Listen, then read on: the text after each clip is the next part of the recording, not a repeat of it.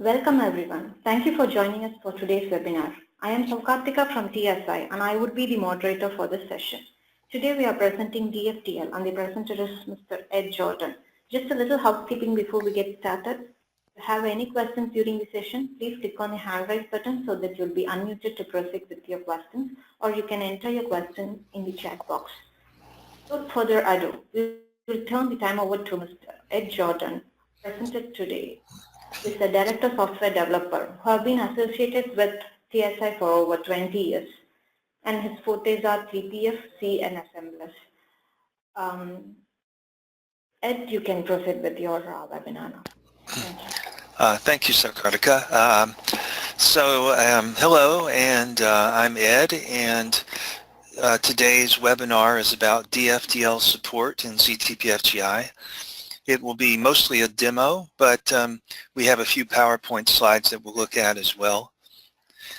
So to start with, what is Dfdl? Dfdl is a language for describing data formats. It's an extension of XML schema, so this description of data formats is written in XML. More specifically, it has an XSD format extension. And what this description allows is conversion of data from a native format to an XML information set. Just to go into a little more detail about that, suppose you have a C, C++ struct, or you have a TPFDF database file, and these have certain formats. There's certain fields, they're in a certain order. Some fields are integers, some fields are text. Sometimes you know that it represents, a certain field represents a number, but it's written as text. Sometimes it represents a number and it's in binary format. Sometimes the field is actually the length of the next field or a later field, or sometimes the value of a field determines that a later substructure shows up or doesn't. You know, for example, the LREC key is 80, so necessarily certain other fields follow because of that. And there's other things that would describe your data, such as what is the format of the integers? Is it big endian or little endian? Does the most significant byte come first in an integer or last? And is the text in EBCDIC or ASCII or something else? You know, so there's all these ways the data needs to be described to really understand it, including the offsets of the fields, if they have certain hard-coded offsets, or maybe they're just as long as they need to be and one follows another. Sometimes there are certain delimiters in the data, like a comma and a comma separated values file. So all these things are things that Dfdl can describe. Once that description is correct, then it can, for example, take a block of data that's in the format described by one of your C structs, and it can convert that to a different format. Or it can take a TPFDF file, data in that format, and convert it. And the conversion is really a two-step process. First, the data goes from that native format to another XML file, an XML document that's called an info set. And that document has just the same data, only it's written out in XML with XML tags and so forth. Then that XML info set, which is also in the application called a logical instance sometimes, that can be converted back to even a different native format. So for example, we could start with TPFDF, and as long as we have the right schema, and the Dfdl schema is correct, it can be converted to XML, and then that XML could be converted to JSON or BSON, binary JSON, or other formats. And you can see how that would allow data interchange between zTPF and other systems. In fact, that's why it's a key piece in implementing the IBM recommended solutions for data interchange. MongoDB is a zTPF can have a MongoDB server that allows data to be queried through no SQL, no SQL. I'm not real familiar with it, but somehow queries can be made on the data, and the data could go back, and it could be written or read if you allow that. Once that the schema is known. The schema is also used in business eventing, and it's used in creating APIs for RESTful access to TPF data. So, the Dfdl is like the key piece at the base that that enables these other technologies. So in zTPFGI, we could divide the features that support Dfdl into 4 main categories: to generating the schemas from your data formats, editing those Dfdl schemas so that they're really correct, testing to make sure that they're really correct, and loading. And today's webinar will demo the first 3. We won't do the last one. Oops, now let me see. So I won't spend much time on this slide, but this is simply saying that schemas can be generated from TPFDF or from header files. And in both cases, then the resulting files are put into your project. Okay, so let's handle generation first. So here is, here is zTPFGI. And first, let's show how to generate a schema from a header file. So I have a project in my projects view.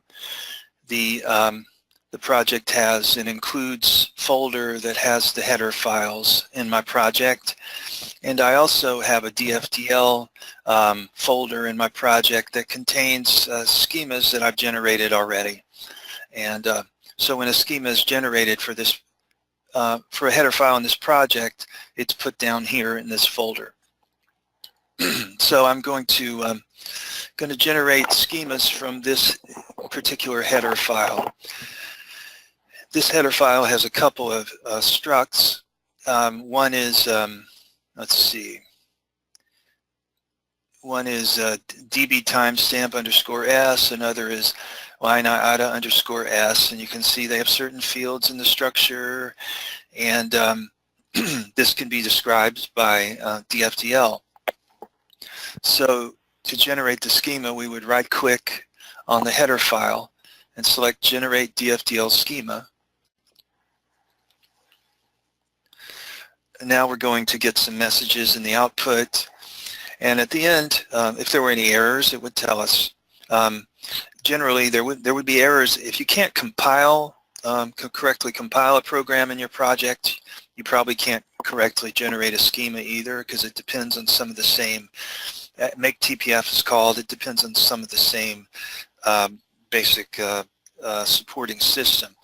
But you can see it did work for us, and 2 schemas were generated from this header file. One, db timestamp _s.gen.dfdl.xsd and line iota _s. And Dfdl schemas end in dfdl.xsd. So we can open these, and we will come back and open one or both of them in a minute, but I want to go ahead and show you how to generate schemas from TPFDF before we do that. Now, we have already connected to a system. For generating schemas from header files, you don't have to connect to a system. But for generating from TPFDF database files, you do. So we're connected to a system. So on the System tab, there's a new button called New Dfdl Schema. I'll click that, and this shows us all the databases available on the system. You would have more than we do. We just have a test system, and you can filter these according to whatever you type. It will filter that for you. You can also specify the target project where you want your schema to be placed. And actually, I do want to generate it on this other project. You wouldn't have to do this. You could just go ahead right from where we were, but I want to make it clear. So here's the schemas I have generated right now in this project. I'll go back to this list, and we'll just generate it from, let's see, do this one.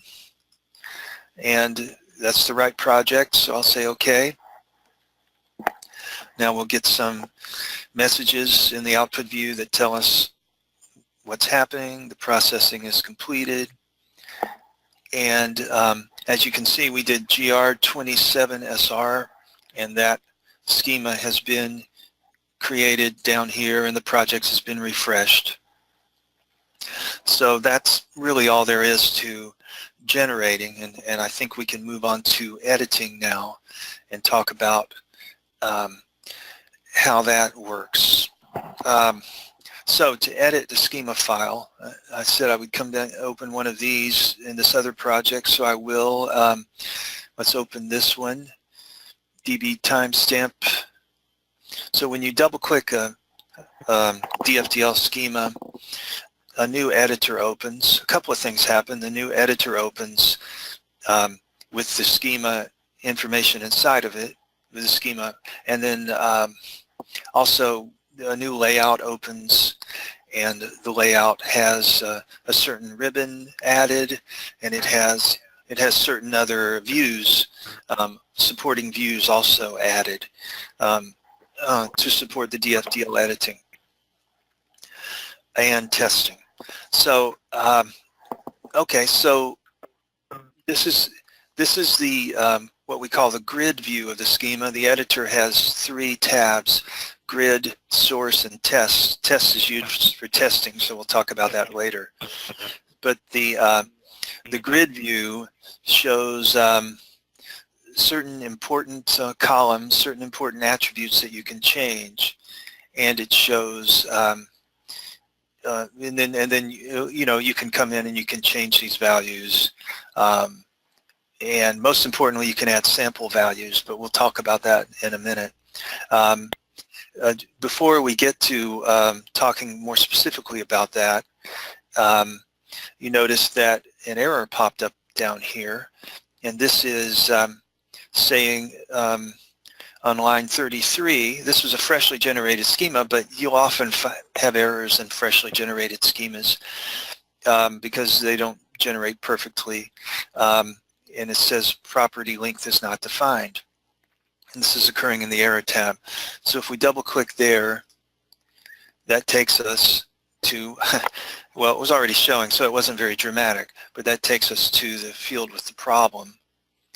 And you can see that over here in the properties view, which stays in sync with the editor, active editor, the same error is occurring here. It's marked with an icon, and we could come here and we could set the length, and then this error message comes from the Dfdl parser serializer that's distributed with zTPFGI, that's on the client machine.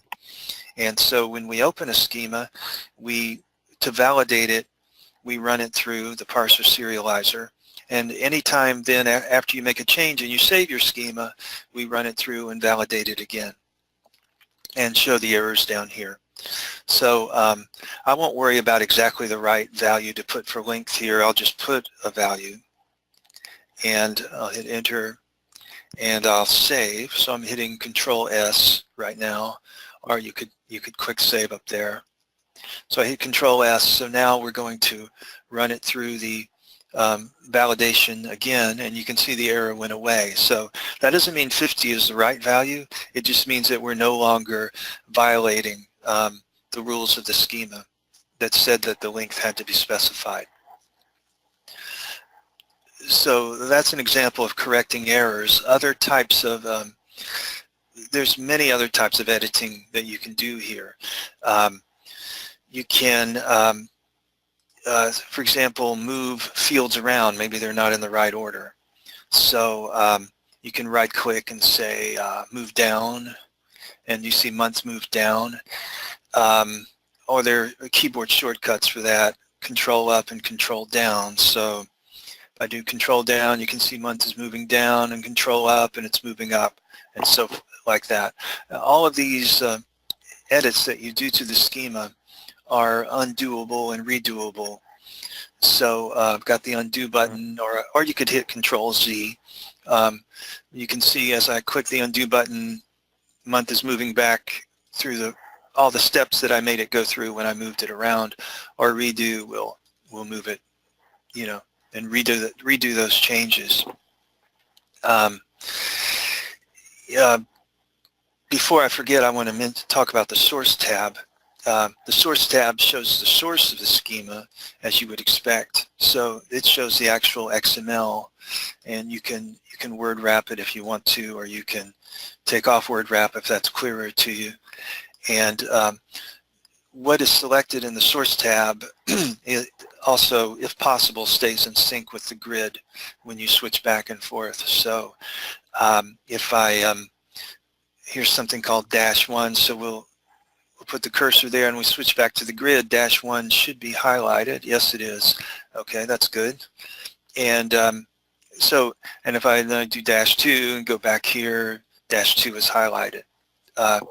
If you make a change, you can, if you want to, edit the text here and then switch back to the grid. And sometimes you might, most of the time I think you wouldn't, but there might be a situation where you would want to. If you're changing the XML and you make a mistake, for example, you produce invalid XML, like say this is an obvious one, but I'm changing the closing tag and now it's not going to be valid. If I switch back to the grid, you'll be told there's an error in the XML and what line it's on, and you'll be able to either discard your changes or you know, return and fix the error. I'll just fix that and then go back, and now everything's okay. Okay, so we were talking about different ways you can change the schema. We've talked about changing field values, and we've shown moving values around. You can also add more fields. This sequence is like sort of like a structure with fields in a certain order. They have to, but you can add another field called a local element. So there's the field here. Once you've got it on there, you can change the name, you can change the type, and then you can, if it's not in the place where you want it, you can move it up to where it should be. This schema didn't generate with any complex types. We should probably open one that did, but a complex type is it's like a struct type that then your global elements might use. Well, actually, Dfdl schemas are too complicated to go into all the details and actually right now, but that it's a pretty capable format. It's actually a subset of XML schemas. You can't do everything. You can do more things than you could. It's an extension, and also it's a subset. So anyway, we'll leave that aside. So there's the schema. Let me open. You can open multiple schemas at the same time. So here's this one that we generated from TPFDF. I'll open that. And when you open that, you see properties now is keying off of this editor. But if I go back here, properties is keying off of my original that was open. Another concept we have is that of a primary root element, which is the root element we are validating and mainly testing. So this has two global elements, and you can switch between which one you're primarily validating and testing by by changing that. And you can see as soon as we switched to this other element, we validated it and we found an error in it. But when we switch to prefix LREC, it validates it again, but there is no error in prefix LREC. Okay, so the ribbon tab shows many other things you can do, and ways that you can change the schema. Adding another global element. You can add a complex type, and then change it. And once you have a complex type, you could add a global element that has that type. So it's sort of like writing C code or C++ code. You create a class, and then you create an instance of that class, sort of. Or that's a little bit like what it is. There's simple types and definition formats and escape schemes and all these things that are important to Dfdl, but not all of them are used a lot in the Dfdl schemas, but several of them are. So we've talked about the editing. Now, one important use of the editor is to, and now we'll sort of transition into talking about testing the schema, is to put in sample values into the fields so that you can create one of those information sets that we talked about. So basically, one way to test the schema is to give sample values to the important fields, create an XML document called a logical instance or info set from those sample values, and then see if the schema, see if it's correct, and see if the schema can parse and serialize that data. That's basically the testing that you go through in zTPFGI. So to add sample values, you would find fields that need sample values, and you would, based on your knowledge of the original format, you would know what kind of sample values to put in, and so you would go through and you would identify all the important places where the sample values should be, and you would put in the correct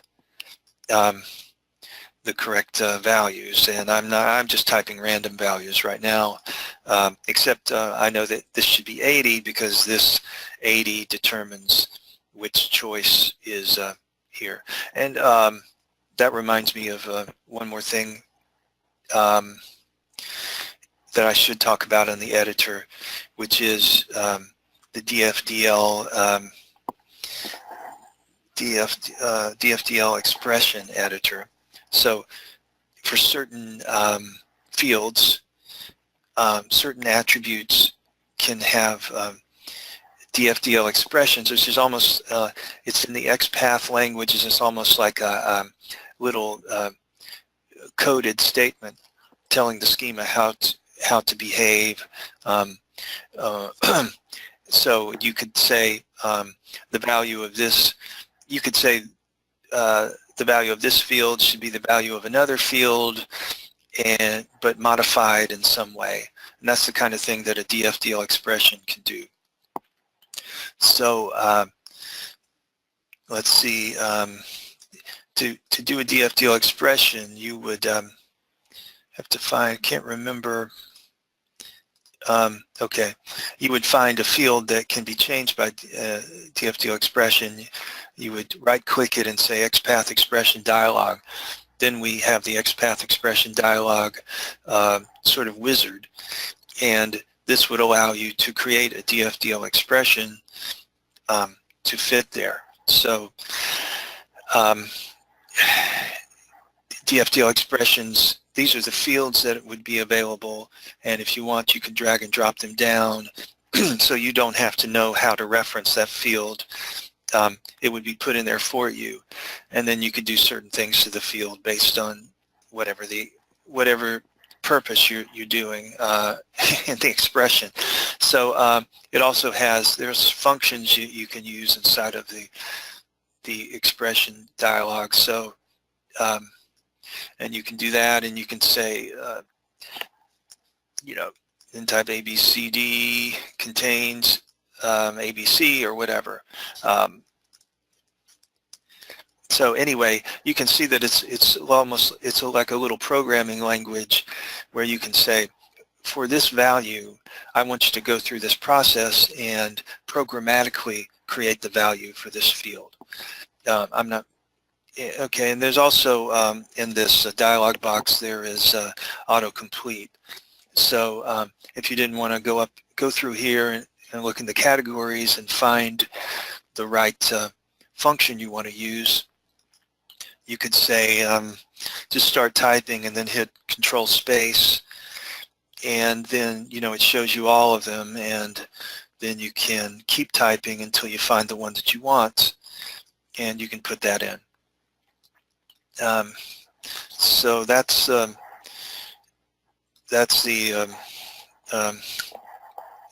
expression editor. Okay, so now we were talking about adding sample values, and so I've been showing you how to add sample values, and once you add sample values, then you would hit the Create Logical Instance and start to test. And so we'll talk about testing now. And to do this, I've got one that I've already carefully put in values that work. So I'm going to open that schema that I've already done that to. Okay, so no, I don't need to save that. So here's a schema that was generated from TPFDF, and prefixed LREC is the primary root element, and you can see I've put in sample values here, and mainly I've just put in random, but I did make sure that I put in a correct link, the link that works, and I put in the correct LREC key for this element. And so this element would be used then, if I click Create Logical Instance, this element would be used to create the logical instance, which is the XML example of this of the data here. So we'll go ahead and do that, and this starts shading into the testing. So I've created the logical instance, and it's appeared over here in the Dfdl instance view. See, this is tabbed with the properties view, but this has come forward. So this has two panels, two tabs. One shows the XML in a browser window. The other shows it in a tree view. And so you can see, yes, I generated this. Yes, I got the data that I thought I was going to get. So far, so good. Now, now that we've got the logical instance, now we can move on to test parsing and serializing this. So I'm going to right-click that and say Launch Test. Now what happened here is that we actually opened another type of editor, a test editor. So here, this is the Dfdl schema that we were working with, this editor. This is related to it, but this is one test for it. And so this test happens to be testing that logical instance that we produced. And this, you can see that here on the left where it says input, that's the same data that was in the logical instance. And so this is an example of the info set that we were talking about. Now to test the schema, we would like to serialize this, and that means put it back into native format. So just click that button. So we go out to the parser serializer and ask it to serialize using our schema, and it did.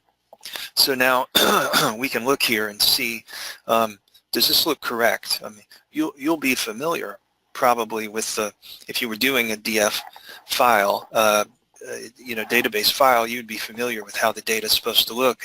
Does this look like a valid record for that? Are the offsets right? Are the values what I put in? And they do seem to be. I see a lot of 6s. I see a 5. And I see the 80. So that's all looking good. So that looks good. So that's one question: is can it be correctly serialized? The other question is, can it be correctly parsed? That is, can we take this data and put it back into an XML info set? So, and that's easy to do. You just click the next button, which is we kind of call a reverse test. So now we're taking that block of data. We went back out to the parser serializer, and we asked it to create an XML info set out of it. This info set we created, our zTPFGI created. This info set was actually created by the parser serializer. And you can see that the data is the same. There's no important differences. This XML line was added, and it's not over here, but that won't make a difference. That's fine. You can see a few attributes were left off by the parser serializer. That's also fine. That doesn't matter. But comparing the order of the fields, the data, the types of the data, and everything, the order of the fields and the data, we can see that it looks correct, and that's good. If it was a longer example and you wanted to actually do a more formal comparison, you can right-click and say compare input with reverse test. Once you do that, we create a couple of temporary files so that we can compare them, and you can choose to either use our internal comparison in zTPFGI or an external compare tool. I've got it set up to use an external compare tool right now. And when we run that, I'm using WinMerge, which is a free and good tool for comparison. And, so you could look for, if you find this easier to look in, because now they will scroll together and things like that. So you might find it valuable to do that. I'll just close that and close a couple of temporary files that we created. Now, another thing you can do is you can actually come over here and edit this this logical instance right in place right here. If you say you want to try it, you've noticed an error and you don't want to go back to the schema right away, or you want to try out something different, you want to try a different value or something, you can come in here and type and change the value, and then run the test again. And we'll go back out to the parser serializer, and you see a 7 appeared here, and so it got that data. If you say you make some changes here and you don't want to lose them, because you say, well, I've really created a good example here, I'd like to be able to run it later, a good test, you can right-click and say Save Input As. Then we will pop up a way for you to save it to your local machine so that you can run it later. I will just give it a name and save it. A second. Okay, so so we've saved that. Now I want to show. All right. I want to show the what happened. So we created the test. Now, how do you access the test again easily later? So actually what we do is on the test tab, which I said I would come back to, you see that new input XML3 has actually appeared here, so that we can we can open it easily. I'm going to close that test. You can have multiple tests open at the same time. It's okay, but I'm just going to close that for clarity. And now if I double click here, I get that test data opened back up. And so this remembers the this test tab remembers the test that you're using to test, so that you can you won't lose your test. You can run them again later after you make some changes if you want to.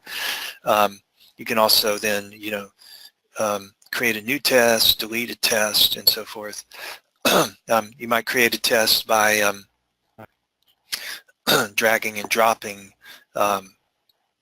here, and actually I'll do this. Let me delete a couple of these because I want to show you the other way of testing. Because right now we've been talking about testing, starting with XML info set and serializing it. But you can also start with the native data and parse it in the test editor. So I want to show that. So we'll create a new test, and you see we're going to do parse as the test, and we're going to go to PC files, and we're going to find here's some data that I've created before, and this is a block of native data that I would like to run through the serializer. So I'll drag this over, drop it here. The root that we want to test is not indexed, it's prefix delrec, and we want to parse as our primary test. So I'll say OK. And now we've created the test here, and to run it we can double click. So now we've got the native on the left and the XML on the right, and the reverse test is going back to the native format. So we would run this, and there it's created, the Dfdl has created the info set, and we can reverse test that. And then we can compare and say, well, did I get the same thing? Is this Dfdl really working correctly?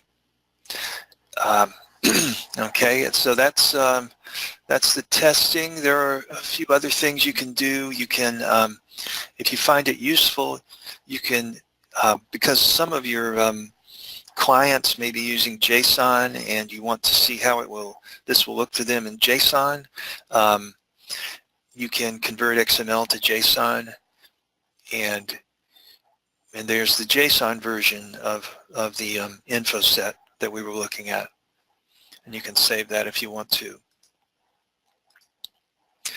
Other things you can do is in your native data, you can make the buffer bigger, smaller, trim it, and do find replace and things like that. You can do find replace here also. Okay, so that is, I think that covers the major parts of the testing. So we've covered generate, we've covered edit, and we've covered test. Once you're satisfied, you would load, but I'm not going to show that. And I think, let me go back to the PowerPoint and see if we forgot anything. There's the editing, and the properties view, and the output view where you can double click, and the testing, and logical instance, and the test editor. Okay, so I think we've covered everything. So if there are any questions, I'd be happy to try to answer them if I can. And there was a question from Thiru, and the question is, if we assume that the GR27XS record is for flight records, is there a quick way to change to be a flight record without changing each field? No, I don't know of one, and I don't know enough probably about the business domain to really be able to answer that very intelligently. But as far as I know, in DFDL, you would just need to you could move the fields around, or maybe using a different LREC key would help. Okay.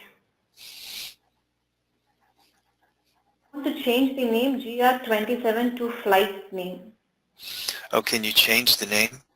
I think that's not a good idea to change the name. I guess you could change the name if you wanted to.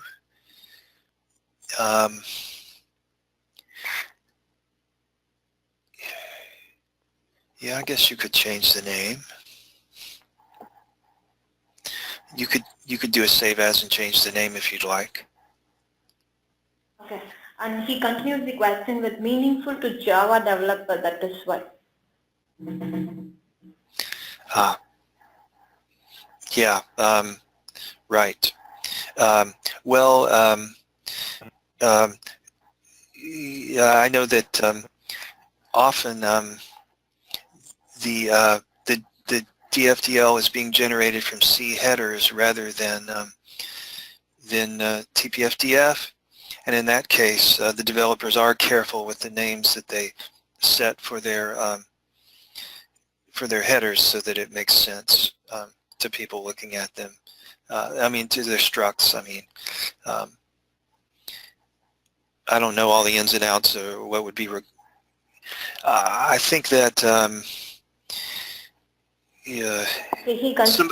Yes, I wouldn't necessarily change the name of the DF though, because you have to load that, and then zTPF has to be able to know which